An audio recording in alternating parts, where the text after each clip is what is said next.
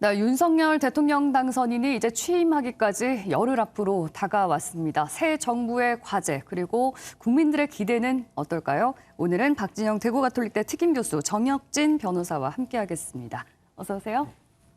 어서 오십시오. 요즘 또 새로운 정치권의 국면이 신구 권력 간의 갈등입니다.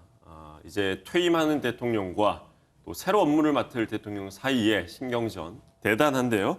먼저 이 얘기에 들어가기에 앞서서 지금 새 당선인의 지지율과 관련한 그리고 현 대통령의 지지율 관련한 얘기를 좀 해보겠습니다. 먼저 관련 영상 보시고 오늘 대담 시작하겠습니다.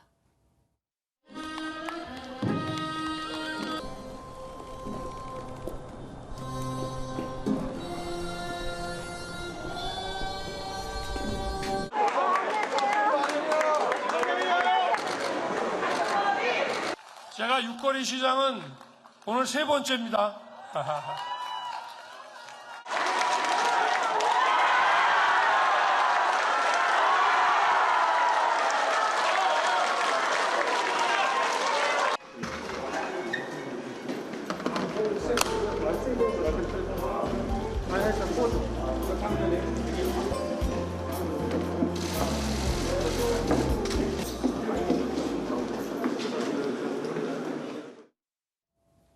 자, 윤석열 당선인의 지금 민생 행보 지역 투어 장면을 잠깐 보셨습니다. 최근의 지지율, 그러니까 당선인의 국정 수행에 대한 기대감 평가를 보면요.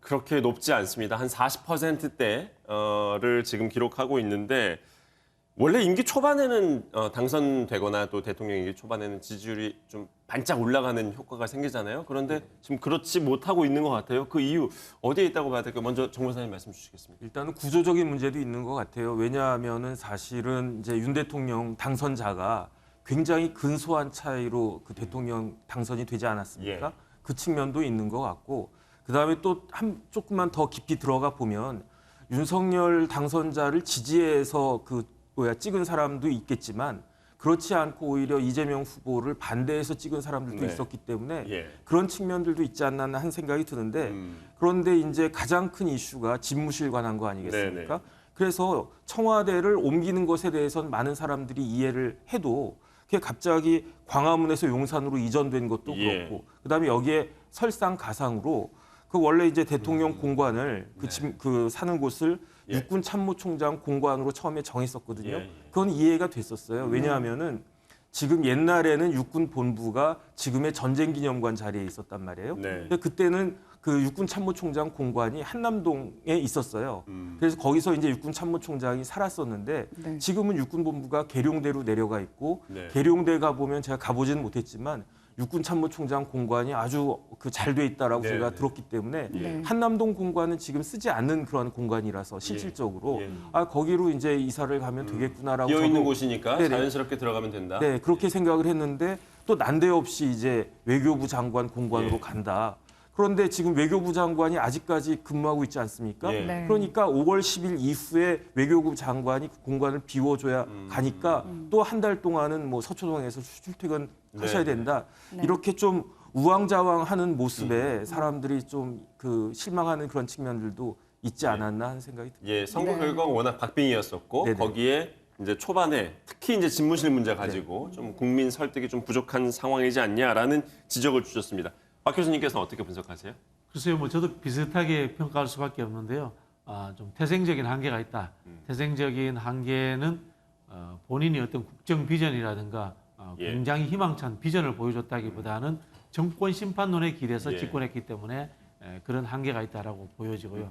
말씀하신 것처럼 이 집무실 이전 관련해서 이 국민 여론이 좀 무시되고 표현이 그렇습니다만은 개인의 취향에 의해서 예. 이 왔다 갔다 하는 모습들 이런 모습들이 국민들에게 실망감을 줬다. 또 최근에 또 인사 문제도 예. 마찬가지고요. 그런 부분이 있고요. 더 심각한 문제는 저는 구조적으로 인수위가 어떤 이 정책 방향이라든가 히트작 정책을 내놓지 못하고 있다. 이것이 저는 앞으로도 반등하기 쉽지 않을 것이다. 이렇게 예. 생각이 드는데요. 예를 들자면 역대 보수 정권을 보면요. 이명박 정부 같은 경우에는 이 국민 성장이라고 해서 획기적인 나름대로의 성장 정책을 내놨습니다. 예. 네. 그리고 박근혜 정부 때는 보수 정권임에도 불구하고 통일 대박론과 같은 예. 어떤 이 통일 외교 정책들 이런 것들을 좀 예. 굉장히 초반에 히트를 시켰습니다. 그런 네. 큰 아젠다를 던진 게 이 인수위 기간에부터 인수위 기간에 던졌었나요? 준비가 되어서 나오는 예. 거죠, 전부 다. 근데 그런 부분에서 전혀 좀 준비가 안 되고 있다. 그러니까 두 가지 측면인데요. 윤석열 당선인의 개인이 하는 행보의 문제에서도 국민들에게 점수를 얻지 예. 못하고 있고 구조적인 부분에서 인수위가 제가 보기에는 딴짓하고 있다 이렇게 보입니다. 인사 문제라는 이런 것들을 예. 개입할 것이 아니라 예, 예. 그리고 현 정부의 갈등, 뭐 코로나, 뭐 방역 이런 문제가 아니라 실제로 이 보수 정권은 이 성장 정책을 제대로 내놔야 됩니다. 네. 예. 그런 것이 없는 것이 저는 좀 구조적으로 앞으로도 지지도를 올리지 못할 것이다. 예. 좀 그런 생각이 듭니다. 네, 두 분 모두 이제 뭐 여러 가지 지적을 해주셨습니다만 집무실 이전 문제를 공통적으로 꼽아 주셨는데요. 이번에 그 부정평가의 이유로도 이 용산 집무실 이전 문제가 가장 높은 원인으로 꼽히기도 했습니다. 네. 얼마 전에 문재인 대통령이 한 언론사 인터뷰에서 이 집무실 이전 문제에 대해서 다시 한번 또 부정적인 입장을 내비쳤는데요. 그 장면 함께 보고 오시죠. 저는 개인적으로는 지금 그 새 정부의 집무실 이전 계획이 별로 마땅치 않게 생각이 됩니다. 그 어디가 적진지 이런 거 두루 좀 여론 수렴도 해보지 않고 게다가 지금 우리 이제 그 안보 위기가 가장 고조되는 이 이제 정권 교체기에 이런 식의 그 일 추진이 저는 정말 위험하다고 생각합니다. 강행을 했었더라면 하는 생각은 없으십니까? 아니요, 저는 아주 잘 결정했다고 생각합니다. 제가 예. 공약에 얽매이지 않고 예. 그렇게 결정한 것이 잘했다고 생각해요. 국민들은 그것을 크게 그렇게 중요한 과제라고 생각하지 않고 있는 상황인데 그것을 무릅쓸 만한 우선 가치가 있는 것이냐 국민들 예. 입장에서 볼 때 아니라고 판단했고 예. 그것이 옳은 판단이었다고 봅니다. 개인적으로는 저도 청원 내용에 공감합니다.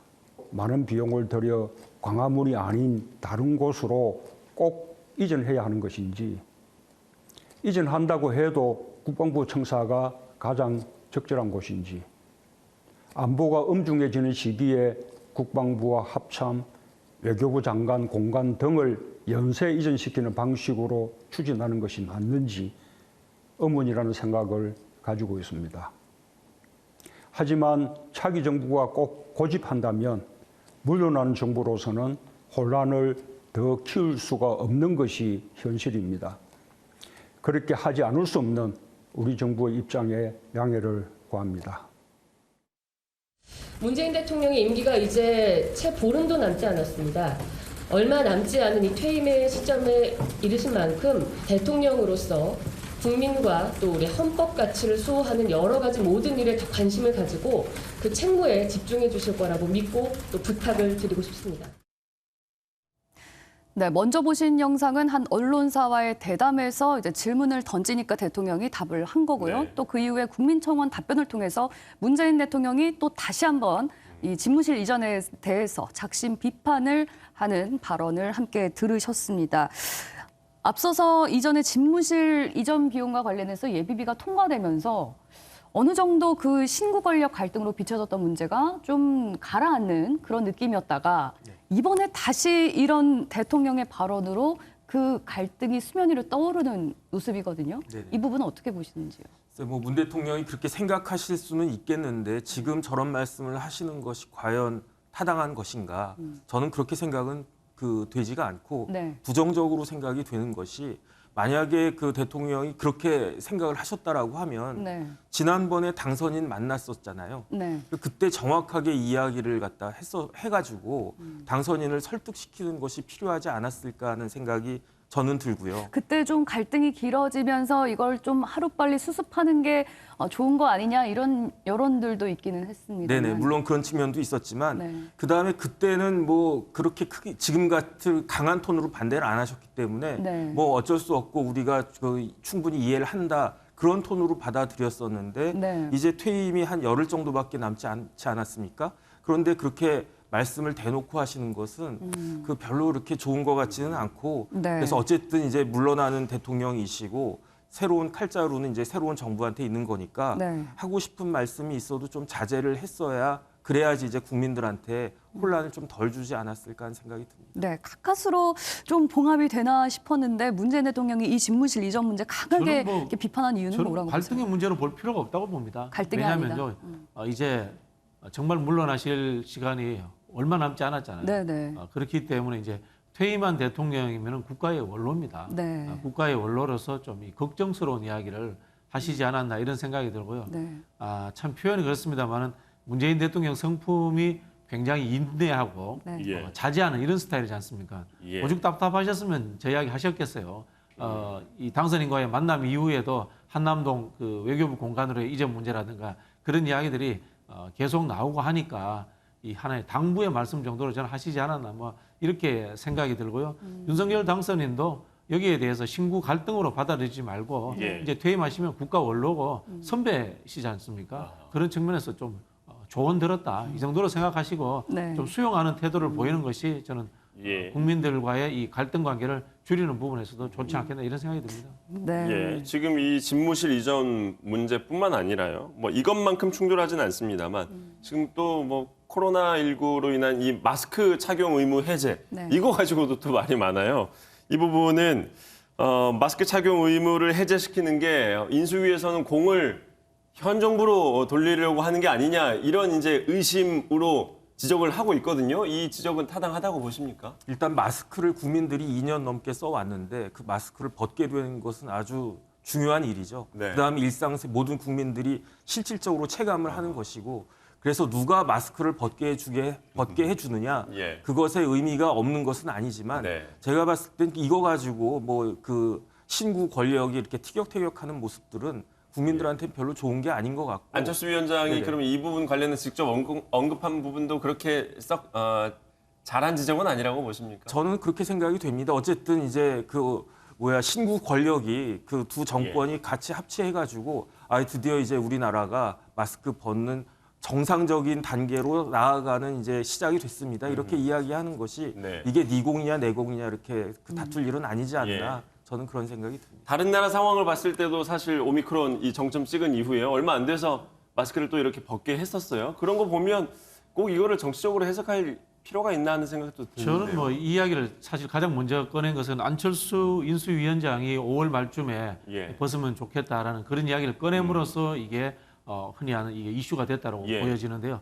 안철수 인수위원장 같은 특정 분야에 본인이 전문가라고 하는 생각하는 사람은 총괄적인 일을 제가 지휘할 수 없다라는 저는 증거라고 예. 봅니다. 예. 이게 왜냐면요. 본인이 의료 분야의 전문가인지는 네. 모르겠지만은 국가 정책이라는 것은 의견 수렴이 되는 과정이 공직자, 공무원 라인을 통해서 이렇게 관료 체계를 통해서 흔히 하는 말로 여론 수렴이 됩니다. 네. 전문가 몇 명을 찍어가지고 그 사람의 의견을 예. 들어서 이게 맞다라고 결정하는 게 아니거든요. 근데 지금 안철수 인수위원장은 실제로 지금 인수위원장이기 때문에 정부의 흔히 하는 이 보건의료 담당하는 관료들을 부를 수가 있습니다. 네. 정부 내 그분들이 대부분의 가장 많은 수의 전문가들의 의견을 취합하는 사람들입니다. 네. 그 사람들의 의견을 듣고 그 사람들과의 소통 속에서 언제쯤 마스크를 벗으면 좋겠다라는 이런 이야기를 할 수 있는 위치에 있습니다. 네. 그런데 그런 의견을 듣지 않고 본인이 평소에 가지고 있던 인맥으로서의 전문가들의 의견을 듣고 예, 그리고 제가 봤을 본인의 때는 판단. 본인의 판단에 예. 의해서 이야기를 한 겁니다. 이거는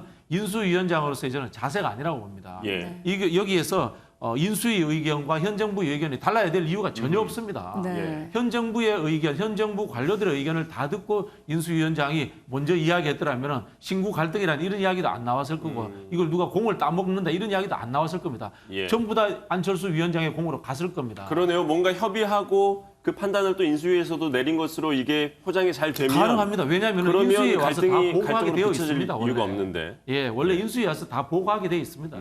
네. 이게 신구 갈등, 신구 권력의 갈등으로 이제 봐야 할지 아니면 그 정치 원로의 훈수로 이제 새겨 들어야 할 지점인지는 시청자 여러분들께서 또 판단을 해 보셔야 될 것 같고요. 다음 주부터는 또 인사청문회가 줄줄이 예고되어 있습니다. 특히 민주당에서는 한동훈 법무부 장관 후보자에 대한 공세를 연일 퍼붓고 있는데요. 관련해서 영상부터 보고 오시겠습니다. 이 빨간색이 사실은 다 문제가 되는 것들을 적어놨습니다. 그중에 폭탄들이 있습니다. 부실 검증이 몰고 온 불공정 몰상식의 인사 대참사입니다. 여기 보면 국무위원 후보자 중 10대 비리 의혹에 하나라도 해당되지 않은 후보가 없습니다. 일부러 이렇게 모으려고 해도 힘들 텐데 참 대단한 윤석열 인수위입니다. 로비왕, 횡령왕, 갑질왕, 찬스왕, 탈세왕, 해고왕에다가 왕 중의 왕인 한동훈 후보까지 왕들의 귀환입니다. 청문회는 국민들께 보장된 법적인 검증의 시간입니다. 이 발목 잡기식으로 인사청문회를 보이콧하는 것은 국회가 스스로 국민의 대표임을 포기하는 것과 같다고 생각을 합니다. 그래서 국회가 법을 만드는 곳인 만큼 당연히 국민들께서 그 절차를 확인하셔야 하는 인사청문회법에 따라서 법을 지킬 것이라고 보고 있고요. 공직을 수행함에 있어서 추천된 후보가 그 자질과 능력을 가지고 있는지를 검증하는 이 시간을 취지에 맞게 국회다운 품격을 지켜주실 거라고 믿습니다. 네, 인사 대참사다, 폭탄들이 있다 이런 강한 발언으로 지금 인사 문제에 대해서 민주당에서 굉장히 이제 공세를 퍼붓고 있는 모습인데 특히 한동훈 후보자에 대해서 뭐 소통령이다, 뭐 왕장관이다 이런 말들까지 나오고 있었거든요. 민주당에서 특히 한 후보자에 대해서 강하게 비판을 하는 가장 큰 이유는 뭐라고 보세요? 한동훈 후보자가 부담이 된다는 이야기죠. 그래서 저는 두 가지로 생각을 합니다. 첫 번째는 한동훈 후보자에 대해서 굉장히 많은 핍박이 있었어요. 제가 봤을 때에도. 왜냐하면 잘 나가다가 어느 순간부터 여러 번 좌천을 당했다라고 이야기를 했고, 네. 그다음 뭐 핸드폰 문제가 있기는 있었지만은 그 수사할 때 있어서도 무리한 수사가 또 있었고 거기에다가 또 차장 검사가 이제 차장으로 된 그때 부장 검사가 뭐 독직 폭행도 있었고 네. 그런 거에 대한 오히려 부담이 있었던 것이 아닌가 하는 생각이 첫 번째 들고 그다음 두 번째는 한동훈 후보자가 그렇기 때문에 법무부 장관이 됐을 때 오히려 지금의 그 민주당을 공격하는 아주 날카로운 칼이 될 수 있는 네. 것이 아닌가 예. 거기에 대한 부담감도 있는 것이 아닌가 저는 그런 생각이 들어서 네. 그래서 조금 제가 봐도 한동훈 후보자에 대한 공격이 좀 지나치다 뭐 저렇게까지 이야기할 필요가 있는가 그런 생각이 저는 들었습니다. 네. 민주당에서는 진짜 이렇게 한 후보자가 정말 돼서는 안 된다고 강하게 비판하는 이유는 뭔가요? 이제 설로만 돌던 설마 했던 인사가 이루어지니까 그런 거죠. 네. 현직 검사지 않습니까? 현직 검사하고 윤석열 당선인과 아주 가깝다, 호영호재하는 사이다, 신복이다 이렇게 사적 관계도 깊은 관계다 이런 부분을 몇 단계를 띄어서 현직 검사이기 때문에 저는 몇 단계라는 표현이 네. 적용 가능하다고 네네. 봅니다. 네. 그런 사람을 인사를 했기 때문에 저는 가장 먼저 우려가 된다는 생각이 들고요. 그다음에 이제 이분의 태도 문제를 지적하지 않을 수 없는데요. 국회에 대해서 뭐 야반 도주 이건 네. 뭡니까? 법무부 장관으로 지명되는 분이 국회는 국민의 대표입니다. 민주주의의 절차에서 가장 중요한 기관입니다. 네. 그분들을 잠재적 범죄자 취급하는 그런 발언을 했습니다. 역대 저는 장관 지명자가 자신을 청문회를 할 국회를 대상으로 저런 강한 발언하는 분 처음 봤습니다. 한 후보자의 네. 발언이 먼저 문제가 된다. 네, 그런 이런 부분들도 있고요. 그다음에 이제 더 큰 문제는 이제 최근에 이 검찰 정상화 입법 과정에서 네. 한동훈 그 지명자와 이준석 그 대표와의 전화 통화 이후에 여기에 대해서 합의안이 깨졌다. 예. 권선동 원내대표의 합의안이 깨졌다라는 생각을 지금 민주당 쪽에서 하고 있는 거죠. 아, 그 중재안이 그만큼 파기됐는데 이 검찰 개혁을 흔히 하는 말로 이렇게 방해 놓는 사람 또는 이 국민의힘 전체를 휘두르는 사람 뭐 이런 인식이 있기 때문에 저는 그 가장 강하게 좀 우려하고 있지 않나 이런 생각이 들고요. 민주당으로서는 지금 청문보고서 채택 당연히 지금 반대하는 그리고 결과로 이제 이분이 이어질 텐데. 갖고 있는 의혹이 뭐 편법 정의 문제라든가 예. 또는 뭐 위장 전입 문제, 그다음 농지법 위반 문제 이런 법률적인 위반 의혹들이 있습니다. 네. 법무부 장관 지명자가 법률적 위반이 있다, 도덕적인 부분이 아니고 그렇다면 임명해 줄 수 있을까요? 뭐 예. 그런 생각이 듭니다. 네. 반대가 지금 충분히 예상되는 상황에서 네, 네. 청문회 이후에 그럼에도 불구하고 당선인 쪽에서는 장관 임명을 강행할 걸로 예상하세요? 저는 뭐 강행할 거라고 보고요. 한동훈 그 지명자의 강행 자체가 예. 정권 초기부터 극단적 대립을 만들어가는 하나의 기폭제가 될 것이다. 그렇게 강행 예측합니다. 시에 뭐 민주당이 거기에 대응할 수 있는 카드가 있습니까? 일단 뭐 이제 청문 보고서를 채택하지 않는 게 뭐 예. 그 가장 첫 번째 것 같고요. 아니면 뭐 이제 그 총리 인준과 이걸 연계시킨다든지 그럴 뭐 이런 가능성이 저는 부분에 대한 있다고 고민하고 있을 거라고 보세요. 뭐 전략적인 부분인데 있을 예. 수 있다고 보는 게요. 예. 총리 임명이 안 되면은 장관 예. 임명에 대한 재청권을 행사할 수가 없지 않습니까? 예. 그런 부분에 있어서 저는 한동훈 그 지명자에 대한 이 청문회 통과 문제와 한덕수 총리에 대한 이 국회에서의 통과 문제 예. 과반 이상이 동의를 해줘야 되니까 예, 예. 그 문제가 연동될 수밖에 없다라고 예, 이렇게 예. 보여집니다. 예, 예. 총리 인준까지 지금 연동될 수밖에 없는 상황을 짚어주셨는데 정 변호사님께서 보시기에도 민주당의 지금 거센 반발에 불구하고 국민의힘 그리고 또 당선인 쪽에서는 한동훈 임명, 장관 임명 강행할 걸로 예상하세요? 강행하지 않을 거면 그 후보자로 지명을 안 했겠죠. 왜냐하면 한동훈 후보자가 제가 봤을 때는 지금 박진영 교수님 말씀하셨듯이 여러 단계를 뛰어넘어 가지고 그 인사가 된 거예요. 네. 왜냐하면 저는 수원지검장이나 중앙지검장 정도 하면 어떨까 개인적으로는 그 생각을 했거든요. 왜냐하면 지금 중앙지검장보다 사법연수원 기수가 1년 한 기수 아래입니다. 네. 그래서 뭐 중앙지검장 정도 해도 뭐 무난하다 생각할 수 있었는데 네. 그런데 그 중간에 뭐 고검장, 그렇죠. 검찰총장 다 뛰어넘어서 기수를 아주 파괴하는 파격적인 인사. 네, 파격적인 인사였고 또 한 가지 제가 본 거는 그 한동훈 검사장 이력 중에 특이한 것이 그 기관장을 한 번도 안 했었어요. 예. 네. 무슨 지청장도 안 했고 검사장급으로 임명이 됐지만 무슨 뭐 수원지검장이나 서울중앙지검장이나 예, 예. 이런 걸 안 했기 때문에 하나의 청을 맡아가지고 네네. 관리한 적은 없다. 네네. 그래서 이제 보스 역할을 한 적이 없기 때문에 법무부 장관을 하는 것이 맞을까? 저는 개인적으로도 그런 정도 생각은 했었는데 네. 네. 이런 것들을 윤석열 당선자가 모를 리가 없잖아요. 예. 계속 이제 검찰에 계셨던 분이니까 그럼에도 불구하고 한동훈 그 검사장을 그 법무부 장관 후보자로 그 지명한 것은 어찌됐든 내가 그런 여러 가지 점들이 알고 있지만 그래도 나는 꼭 이 사람이 법무부 장관으로서 필요하다 이렇게 판단을 한 것으로 저는 생각이 듭니다. 네. 예. 그렇게 했을 때 누군가는 또 이렇게 낙마를 시키려고 하는 민주당의 그런 움직임이 있을 텐데 네. 조금 전에 이제 총리 인준과 연동될 수밖에 없다라고 지적을 해주셨거든요. 네. 그 부분은 어떻게 예상하세요? 그래서 지금 그 다른 경우는 모르겠는데 지금 문재인 대통령 정부 하에서 너무나 많은 사람들이 일방적으로 그 저 장관으로 임명이 되지 않았습니까? 예, 예. 강행되지 않았습니까? 그렇기 때문에 여기에 대해서 지적을 해도 그게 그렇게 아프지가 않을 것 같아요. 제가 봤을 때에는.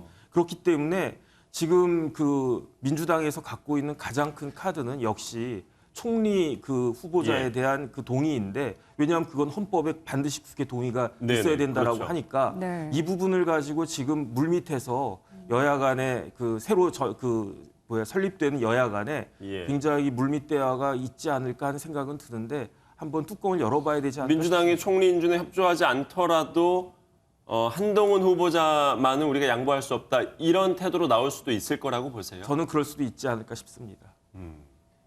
그 정도로 한동훈 후보자에 대한 애정이 지금 강한 상황.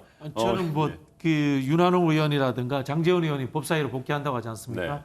네. 그만큼 이 정권의 명운을 걸고 한동훈 지명자를 장관으로 임명해야 되느냐라는 좀 의문을 드리고 싶고요. 예. 이번에 이 흔히 하는 이 검찰 정상화 입법 과정에서 보여준 한동훈 장관 그 지명자의 모습을 보면서 예. 정치가 예. 풀 수 없는 영역으로 가고 있다 이렇게 보여집니다. 예. 네. 다음 주에는 이제 본격적인 청문회 일정이 시작이 되니까요. 다음 주 이 시간에는 또 청문회 때 나온 내용을 가지고 좀 깊이 있게 분석해 보도록 하겠습니다. 저희가 준비한 대담과 오늘 뉴스는 여기에서 마치겠습니다. 시청해 주신 여러분 고맙습니다.